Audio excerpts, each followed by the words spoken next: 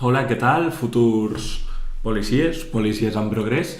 Avui us parlaré una mica de la història sobretot, de la policia, sobretot referent a Mossos d'Esquadra. Va bé fer una mica de repàs d'història de la policia, que bàsicament ens pot servir per cultura general i per si pot haver alguna pregunta, no? Llavors, anem a començar i després, una mica més tard parlarem de les lleis de la policia local, de les guàrdies urbanes a les que estem sotmesos.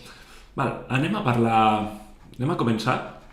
Anem a parlar dels orígens dels Mossos d'Esquadra. Les primeres esquadres es van fer el 21 d'abril del 1719. Aquesta ha de ser una data que us l'heu de saber de memòria. Almenys 1719, primeres esquadres. Per qui? Per Pere Anton Veciana. Va néixer el 1682. Val?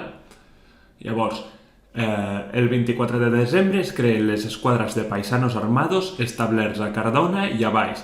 El motiu era que els Mossos d'Esquadra van començar sent borbònics. Tenien un origen no només borbònic, sinó que també eren militars. Ara són civils. Penseu, és curiós, i això us ho diré perquè així us quedarà. La Guàrdia Civil es diu civil, però és l'únic cos policial militar. En canvi, el reste, que són cos de policia nacional, la Guàrdia Urbana, policies locals o els Mossos d'Esquadra, tenen caràcter civil. Per tant, us ho memoritzeu molt ràpid.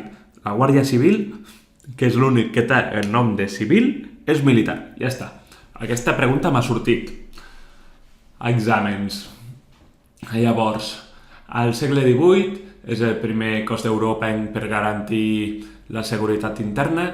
Al principi, el manteniment del cos al segle XVIII era a càrrec dels ajuntaments i al principi ho comandava la família Veciana fins al 1836, que van renunciar al càrrec. Llavors, al segle XIX es va redactar el primer reglament d'esquadres a Catalunya. Al 1868 es van dissoldre els Mossos, la dissolució està decretada pel general Prim. Els motius, el caràcter monàrquic que tenien els Mossos, sobretot.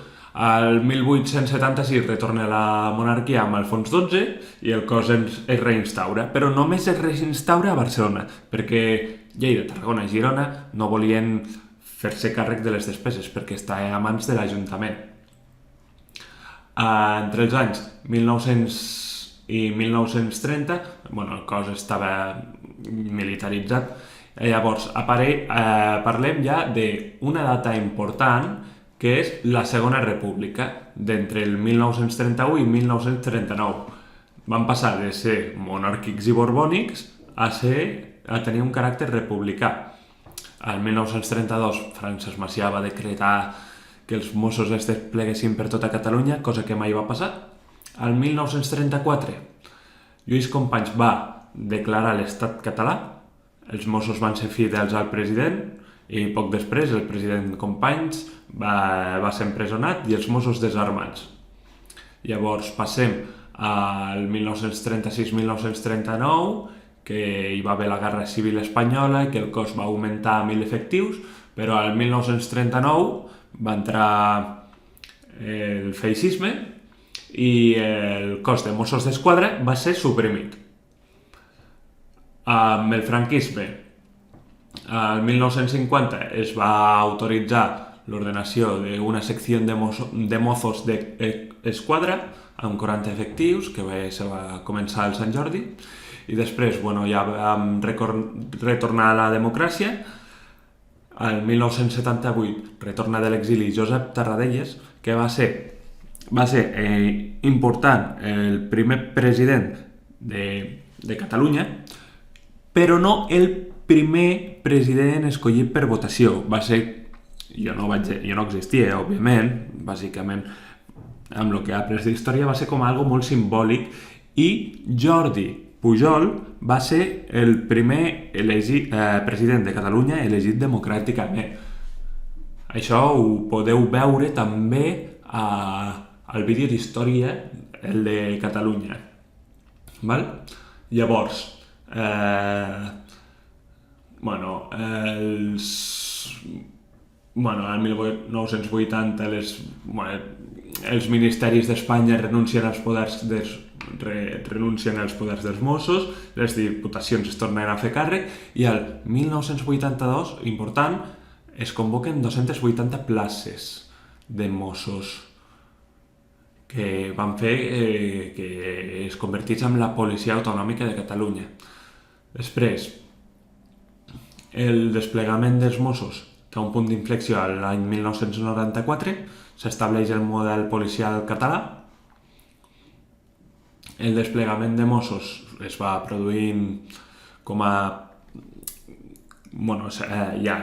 ja s'ha produït i les policies nacionals, els Mossos anaven substituint, per dir-ho així, els policies nacionals o Guàrdia Civil, que estaven llavors. Llavors, a Vic es va començar a produir aquesta substitució el 1994. A l'any 2007 es va crear l'ISPC, que abans era EPC, crec que era EPC, Escola de Policies de Catalunya, crec que era. I ara, per tant, el 2007 es va crear l'EPC, si no m'equivoco, i si no m'equivoco, el 2015 es va passar a dir, o 2014, us ho editaré i us ho ficaré bé, es va passar a dir ISPC, Institut de Seguretat Pública de Catalunya, que és on espero que jo algun dia i vosaltres futurs policies acabem algun dia. Això ha estat una mica un repàs de tema de Mossos, una mica ràpid. En un futur aprofundirem més, si dono amb el dossier de Mossos, que ja està molt més explicat, però aquí en quant a resum està molt bé per tenir-ho en compte. Llavors, anem a parlar una mica de Guàrdia Urbana o de policia local, antecedents històrics. Com bé us havia comentat, si no m'equivoco, al primer vídeo, Barcelona 1843, Lleida 1846, Girona 1856, Tarragona 1857. A poder ser, quan aneu a algun poble, mireu-vos a quina data es va crear la policia local. Mireu-vos també a quin carrer està la policia local ubicada. Policia local o cos de Guàrdia Urbana. Val? Mireu-vos qui és el més alt càrrec. Val? Després, la policia local d'avui és un cos amb dependència de les corporacions locals, o sigui, dels ajuntaments, i les seves actuacions es regeixen per llei orgànica, que no ho fico aquí, és orgànica de forces i cossos de seguretat, la 286, del 13 de març. Aquesta l'hem donat sense parar aquests 3 vídeos en els quals hem estat començant. Val? Per tant, heu de saber que aquesta és molt important i estan ficades totes les policies. Després, tenim la llei reguladora de bases de règim local, la 7/1985, del 2 d'abril. Aquesta la donarem ben donada. Tinc esquemes preparats i aquesta, és bàsicament en quant a règim local. Parla de tot, de municipis, termes municipals, i ho relacionaré amb un decret llei, que bàsicament és per l'alteració de municipis. Ja ho donarem. Però el que vull és que se us quedin, que us sonin abans d'entrar a tot això. Bàsicament, el decret legislatiu era aquest, del qual estava parlant, que és bàsicament, ja ho veurem, és per l'alteració de municipis, entre d'altres, però va bé saber-ho, que existeix. La llei 57/2003, aquesta d'aquí, que tampoc té l'exclamació, no és tan important. Després, llei de coordinació de les policies locals de Catalunya i després també reglaments específics i normes dictades per l'administració local corresponent, o sigui, tot allò que estigui, tots aquells bans que estiguin relacionats amb bans, reglaments, ordenances, que estiguin fets des de l'Ajuntament propi de cada municipi. Val? Perquè no és el mateix Lleida, com bé sabem, que Tarragona, que Barcelona. Potser en un poble la zona de càrrega i descàrrega va des de les 8 fins a les 8 de la tarda.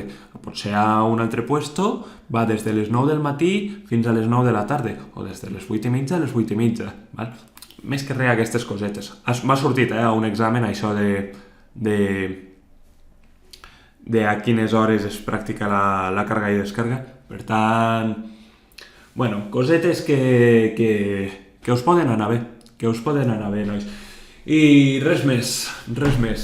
Avui un vídeo de repàs, d'una mica d'història, i res més. Espero que us vagi bé el vídeo, i res més. Una abraçada i molta força, nois.